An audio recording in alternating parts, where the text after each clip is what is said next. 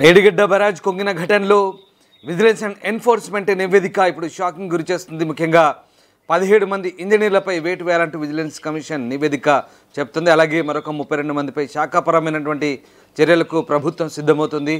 ఇటు ఈఎన్సీ స్థాయి అధికారి నుంచి కింది స్థాయి ఇంజనీర్ల వరకు కూడా క్రిమినల్ కేసులు పెట్టే అవకాశం కనిపిస్తుంది.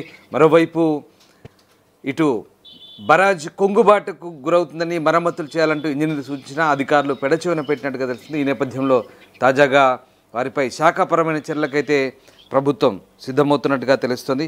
మొత్తం మీద మేడిగడ్డ బ్యారేజ్ నిర్మాణానికి సంబంధించిన నిర్మాణ సంస్థకు కూడా చర్యలకు విజిలెన్స్ అండ్ ఎన్ఫోర్స్మెంట్ సిఫారసు చేసినట్టుగా తెలుస్తుంది. దీంతో అప్పటి ప్రభుత్వానికి అలాగే ఆ ప్రభుత్వ అధినేత అయిన కేసీఆర్కు విజిలెన్స్ అండ్ ఎన్ఫోర్స్మెంట్ ఇప్పుడు షాక్ ఇచ్చినట్టుగా తెలుస్తోంది.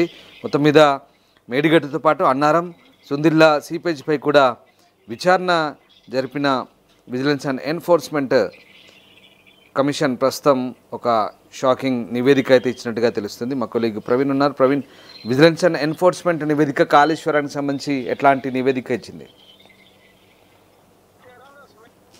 అన్నారం, సుందిల్లా సంబంధించి కాళేశ్వరం నిర్మాణంలో వాటి నిర్వహణలో లోపాలు ఉన్నాయి, భారీగా అవినీతి జరిగిందని చెప్పేసి వచ్చినటువంటి ఆరోపణలు విచారణ కొనసాగుతుందని చెప్పొచ్చు. తాజాగా మేడిగడ్డ బ్యారేజ్ కిందించినటువంటి సంఘటనలో 17 మంది ఇంజనీర్ల మీద క్రిమినల్ చర్యలు తీసుకోవాలని చెప్పేసి అయితే విజిలెన్స్ మరియు ఈడీ అయితే సిఫార్సు చేసింది. 17 మందితో పాటు మరో 30 మంది మీద శాఖాపరమైన చర్యలు తీసుకోవాలని చెప్పేసి చెప్పింది.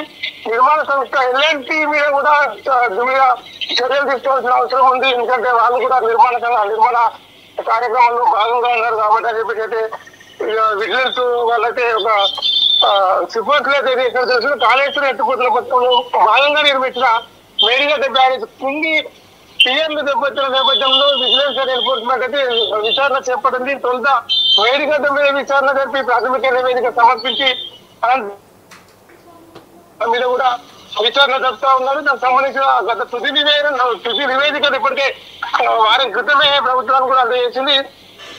దీని వైఫల్యానికి కారణమైనటువంటి 17 మంది సీనియర్ ఇంజనీర్లపై క్రిమినల్ కేసులు పెట్టాలని అయితే విజిలెన్స్ అండ్ ఎన్ఫోర్స్మెంట్ సిఫార్సు చేసింది. వీరిలో నిర్మాణంతో పాటు డిజైన్లు, quality control, operation and maintenance తదితర విభాగంలో పనిచేసిన ఇంజనీర్లు కూడా ఈ 17 మందిలో ఉన్నారు.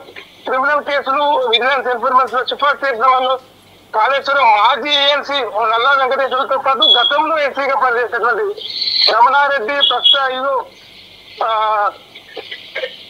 ప్రస్తుత ఏఈ సంబంధించి తిరుపతిరావు తదితరులు కూడా వీరందరి మీద కూడా చర్యలు తీసుకునేందుకు విజిలెన్స్ అండ్ ఎన్ఫోర్స్మెంట్ అయితే సంబంధించి వీరికి ఒక నోటీసులు జారీ చేసి వారిపై క్రిమినల్ కేసులు పెట్టి చర్యలు తీసుకునేలాగా సలహాలు అయితే చేస్తూ ఉన్నారు.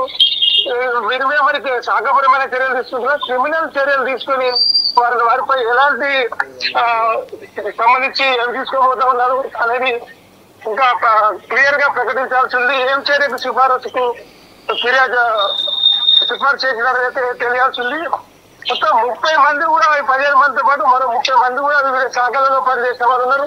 వాళ్ళను డిఈలు ఉన్నారు, ఏఈలు ఉన్నారు. వాళ్ళను కూడా విచారించాలి, వాళ్ళను కూడా ఇందులో శిక్ష వేసేలాగా చర్యలు తీసుకోవాలని చెప్పేసి అయితే విజిలెన్స్ అండ్ ఎన్ఫోర్స్మెంట్ సిఫార్సులు అయితే పంపింది. వారికి అందులో కొంతమంది పదోన్నతులను ఆపేందుకు వారికి సహకరించినందుకు పదోన్నతులు ఇచ్చి వారిని ఎంకరేజ్ చేసేలాగా సహకరించిన వారికి కూడా ఈ విమర్శలో భాగంగా వాళ్ళ పేరు కూడా చేర్చాలా వద్దా అనే దిశగా ఆలోచిస్తున్నట్లయితే మనకు ఇప్పటివరకున్న సమాచారం కూడా ఉండదు.